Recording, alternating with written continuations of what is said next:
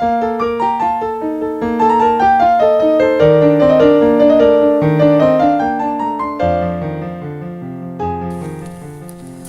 and welcome to another Game Analyzer. Today I'll be going after something not extremely game related. What do I mean? Well, X Japan did have a game, not that I'll be analyzing it or anything. The subject of this video is rather serious and maybe even spooky. So if you get spooked easily, run away.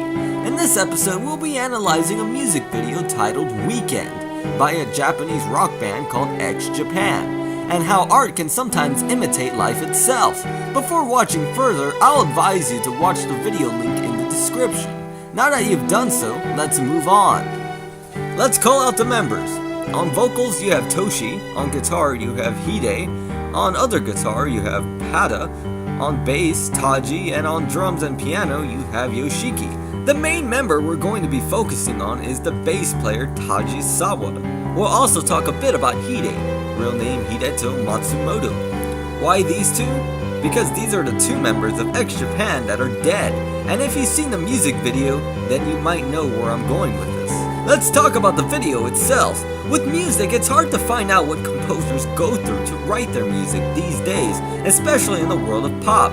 No one really interviews in that style. They're more interested in what shoes the performers are wearing and drinks that they're drinking. So music as deep as X Japan's usually are all up for speculation, and I have speculations.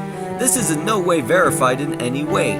For X Japan fans, it's common knowledge that drummer Yoshiki has a history of depression, and in the video he is seen dying at his own hands. This leads me to believe that each member in the video dies the way they envision themselves dying. Yoshiki, suicide, Pada, alcohol poisoning, Taiji, murder, and Hide in a drunken craze. The singer Toshi does not die in the video. There's just something about the deaths that seem personal to each member, and usually X Japan has a lot of creative control over what they do, even when they didn't own their own studio. I think that each member got to choose their deaths portrayed in the video. Now this is just an assumption, there's no clarification, but judging by Yoshiki's death, this leads me to believe so. Also, Taiji's death is entirely different than the song's theme. All of the other deaths are basically self-inflicted, and no outside source was inflicted. Self-infliction is basically what the lyrics outline as well. This is why I believe Taiji probably had control over what would happen to him in the video. You may have noticed a Caucasian woman witnessing all of this. Her impressions can be described as confused and shocked. In the real-life deaths of Taiji and Hide, there is plenty of confusion and shock till this day. Let's start with the more popular member, Hide. The description of Hide's death goes something like this. He was found in his room strangled by a towel attached to a doorknob. It was claimed as suicide. Later that year, 3 of his singles were released, one of which people claim to be a suicide note. In the video, Hide doesn't die of strangulation, but you can see similarities to the actual death within the video itself. Also, alcohol played a big part with the death. Overall, the death played out in a similar notion to Weekend's, and the fact that it may have been a premeditated suicide may support the claim. Some people, including Taiji and Yoshiki, said that he was practicing a massage technique and that it went wrong. Either way, there is still speculations going on among the fans. Some say that Yoshiki murdered him, but that's a little far-fetched. Taiji is the main focus I want to present to you. If you're a fan of X, then you might conclude that Taiji hung himself in a jail cell, because that's what all the reports say, right? Well, this is where things get complicated.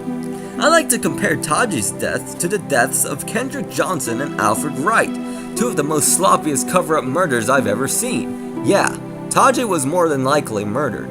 These deaths usually contain obvious evidence planning, disruption of a crime scene, fluctuating detailed stories, and so on. In order to accept this idea, you have to understand that law enforcement is not like it is in the movies, or even TV. There's plenty of funny business that goes on, and even though a cover-up might go sloppy, it still gets covered up, especially when law enforcement is involved with the cover-up. I'll leave links of those cases in the description. Let's talk about Taiji now, because his deaths have some strange details.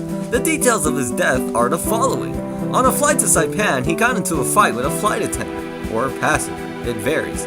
Some reports say he broke a window, while others say he knocked out one of the flight attendants, forcing them to land in the United States, and for Taiji to be arrested. Other reports say they restrained him to a seat and finished the flight to Saipan, where he would be arrested. and in the prison he hung himself with bedsheets, leaving him brain dead, and ultimately he died in the hospital. I've been looking at his death ever since it started, and upon searching up some old evidence I've found, I've discovered that most of it has been taken off the web, especially the English ones. This includes eyewitness accounts of people on the plane claiming that there was no fight, and that Taiji had a seizure, forcing them to land the plane and get him into emergency care. Some describe the person whom he was assaulting on the plane as his manager, Kitami Terumi. Kitami Terumi also appeared to contact Taiji while Taiji was in the hospital, but the official reports say that Taiji was brain dead once he got to the hospital. So how could he have communicated with anyone? Now the following information I'm about to present to you is legit because it's from a website run by Taiji's former fiancée. According to her, there were traces of tape around the lips of the body and bruises. The fiancée and mother were also not allowed to ride back home to Japan with Taiji's body. On the way home from Saipan, Taiji's body became bloated and unidentifiable due to the pressure of the aircraft. This destroyed all evidence that probably ruled out a suicide. On her website, she states that she couldn't see any markings on the neck of Taiji. The site suggests that Taiji's manager, Kitami Terumi, and a translator basically took control over the body. They rode back with it to Japan and repeatedly denied the fiancé's request to stay with the body and mourn. It is also stated that Kitami Terumi immediately wanted the body cremated, but the family wouldn't stand for that and wanted the body back home in Japan. It is also said that while Taiji was arrested, money was being transferred using his email. Obviously, Taiji wouldn't be able to use a computer while in prison. And as if that weren't enough, there are other factors that suggest this to be a murder. Despite Taiji's mysterious actions, a talk screen was never conducted. Neither was an autopsy report of any kind. And now that the body is basically in shambles, an autopsy would be probably impossible. Over the years, the website has changed and a lot of this information has been removed. Thankfully, Chris has printed out how the website used to look. It contained a detailed outline of everything that happened. This begs the question, why is this information being disturbed, changed, and removed? I think something big is behind it. If you just look at who's involved, it makes you wonder why a rockstar manager would be able to get away with this. But as a matter of fact, it may not be that simple. There was always rumors of Taiji being involved in the Yakuza, which is the Japanese equivalent to the Mafia.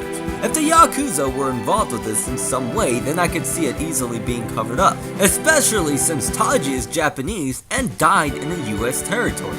Keep in mind, with these larger crime organizations, they often influence police. I'm sure even the FBI would have okayed it since, again, Taiji is Japanese, and therefore they are not obligated to protect Taiji. Protecting Taiji's rights would involve more money and them spending that money. It's sickening, I know, but that's how the beast works. The Yakuza scenario may also be why Taiji may have chose his death in the video to be a murder, rather than something self-inflicting. If Taiji were involved with the Yakuza back then, it would make perfect sense that Taiji would envision his death being a murder. Now let's get one thing straight here. I mean no disrespect to Taiji Sawada. The reason for making this video is for informational purposes.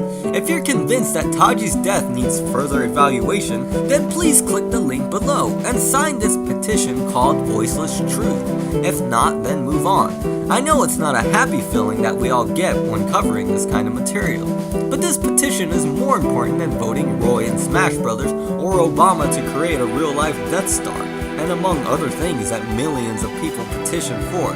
So get the word out there, share this video, share the petition, do whatever it is you need to keep this case alive. This is the life of probably the greatest bass player to have ever lived, and if he was murdered, then I think he deserves justice. This is Game Analyzer, signing off.